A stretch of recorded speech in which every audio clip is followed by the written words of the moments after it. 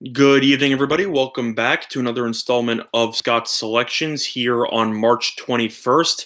And it's finally that time of year again. You can break out the popcorn, get the TVs ready. It is time for March Madness with the first four games officially in the books.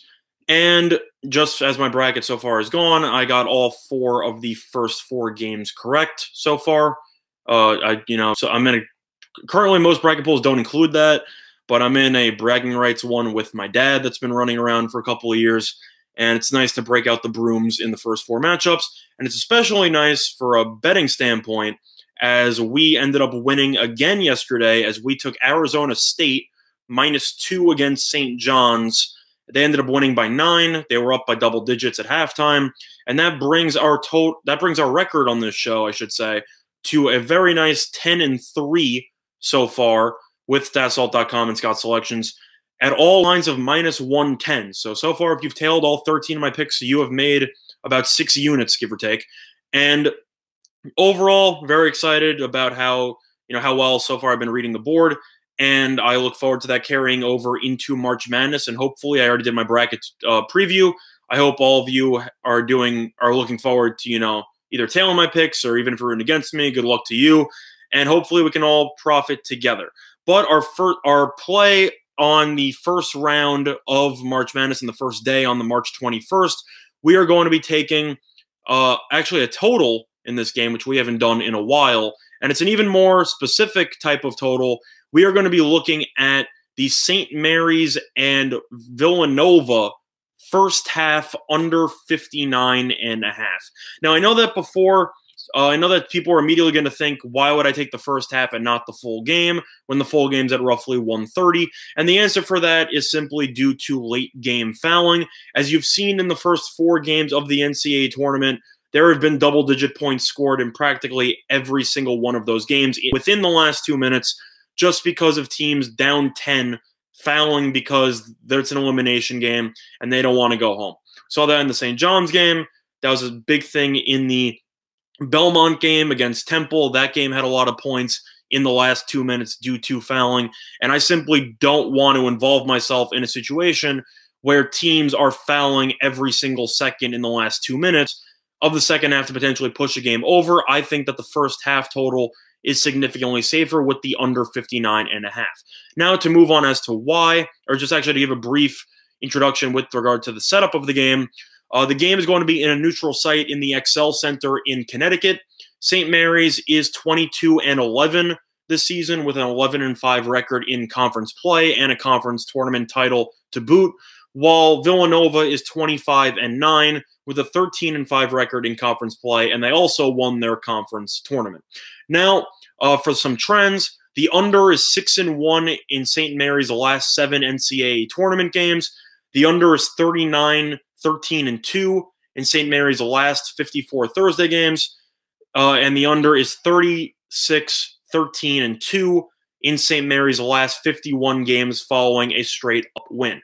Now for some trends with Villanova.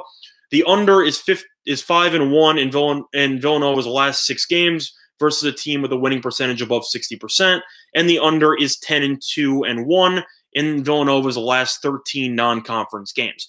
Now the main reason why I like the under. I also like the under in the full game, don't be mistaken, but I think the under in the first half is safer. The reason why is a combination between both teams and their similar styles. Both teams love to slow the ball down to a crawl and play very solid defense. Both teams possess top 53 scoring defenses in all of college basketball and are in the bottom 30 in possessions per game. St. Mary's in particular is giving up 64.4 points per game, which is the 24th best in the country, while Villanova is giving up 67.1 points per game, which ranks 53rd in the country. So both teams play solid defense, giving up less than 67.2 points. So you should expect both teams to play solid defense in this game. But the main thing for me is pace. If you want a game to go under in any half or the total, you are screaming at the TV, slow it down, kick it out, hold the ball as long as you can. And both of these teams do that throughout the entirety of the shot clock. Villanova is averaging the 29th fewest possessions per game while St. Mary's averages the 8th fewest possessions per game, which means to me that both teams are simply going to hold on to the ball for at least 20 seconds in the shot clock before settling for some type of jump shot on the perimeter, because of the fact that both teams will purposefully hold on to the ball until there's very little time in the shot clock before shooting a shot, which means that at a total of 59.5, you're looking at roughly 3 points per minute in the first half. And seeing as how both teams haven't played in a couple days, traveling to a neutral court, most teams tend to start off relatively slow before picking it up. But these teams in general, I love the under here because of both teams' commitment to just slowing the ball down to a crawl and just dribbling out on the perimeter for at least 20 seconds in every shot clock.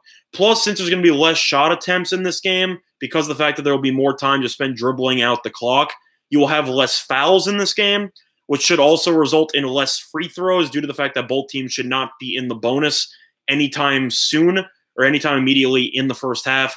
You might see one team in the bonus after about 13, 14 minutes, but by that point, I think it might be a little bit too late. But overall, both teams play very similar styles. They love to slow the ball down, and you don't have to deal with last-minute fouling to potentially bring it over the total. Plus, it's important to mention in first halves, which is why I always love betting unders in first halves, you have the continuous running clock, which people forget about, how you tend to stop the clock in the last 2 minutes of the second half, which could lead to more points to set up a nice full-court press or something. In the first half, 1, nobody's trying to press. 2, nobody's trying to foul. And 3, even after the ball goes into the basket, the clock is going to continue running. So if teams are just slowly waiting to inbound the ball, every second it takes them to inbound the ball, you're actually gaining profit because of the fact that the clock is running while the shot clock's not running and while nobody has possession of the ball. So all those factors is why I like the under 59.5 in the first, the under 59.5 in the first half of the St. Mary's Villanova game. And that is going to be your pick on this installment of Scott's Selections for March 21st. I might end up doing a live stream, or I might do another section of a pick if I see something, maybe in a second half or something along those lines. But overall, I'm going with that first half under total that I said, and that game should be kicking off sometime tomorrow night. By the way, for any of you who actually followed my bracket, just remember when I said if Dean Wade is not playing, you should pick UC Irvine to advance. As of right now, Dean Wade is doubtful for that game, so I officially have switched my pick to UC Irvine to beat Kansas State in that game. And I know people might be wondering, why didn't I take UC Irvine in the spread? And the answer of that is because there is still a chance Dean Wade is going to play. That game was on Friday, but since the bracket has to be in by Thursday, and the odds suggest that Dean Wade will not play, I think UC Irvine will get the job done. But anyway, that's going to do it for this installment of Scott's Selections. Good luck to everybody, and I wish everybody good luck in their March Madness picks as we look forward to trying to bring you on this program to an 11-3 record. Have a good day, everybody.